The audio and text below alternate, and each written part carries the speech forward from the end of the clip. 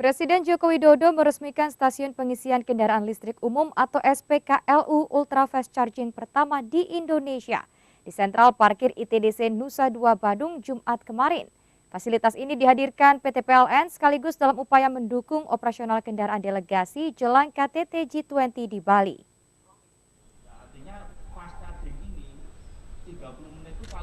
Mendukung KTT G20, PT PLN menghadirkan fasilitas stasiun pengisian kendaraan listrik umum SPKLU Ultra Fast Charging pertama di Indonesia. Peresmian fasilitas ini dilakukan langsung Presiden Joko Widodo didampingi Menteri Koordinator Bidang Kemaritiman dan Investasi Luhut Binsar Panjaitan, Menteri BUMN Erick Thohir, Menteri Sekretaris Negara Pratikno, Menteri Pariwisata dan Ekonomi Kreatif Sandiaga Salahuddin Uno, dan Gubernur Bali Wayan Koster di Sentral Parkir ITDC Nusa Dua Badung. Dalam sambutannya, Presiden Jokowi mengatakan hadirnya mobil listrik sebagai kendaraan resmi delegasi negara-negara G20 menjadi komitmen Indonesia untuk mendukung transisi energi. Menurut Presiden, KTT G20 juga bisa menjadi ajang bagi Indonesia untuk menunjukkan diri sebagai salah satu negara terdepan dalam pengembangan kendaraan listrik. Keberadaan industri baterai dan komponen di sektor hulu serta penyiapan SPKLU dan fasilitas home charging di hilir hadir untuk menunjukkan kepada dunia bahwa ekosistem kendaraan listrik di Indonesia tumbuh dan berkembang cepat. Sebagai showcase bahwa negara kita, negara Indonesia, menjadi negara terdepan dalam pengembangan kendaraan listrik.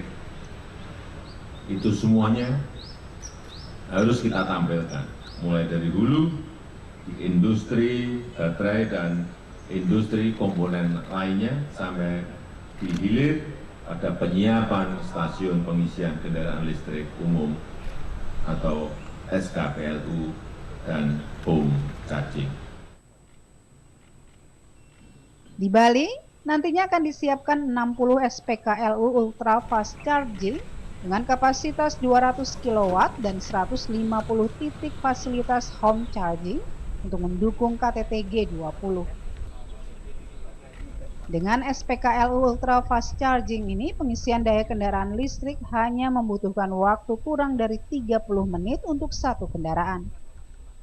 Selain itu, SPKLU Ultra Fast Charging juga menerapkan pola distribusi beban yang dinamis, sehingga mempercepat proses pengisian daya saat dilakukan pengisian untuk dua mobil listrik secara bersamaan.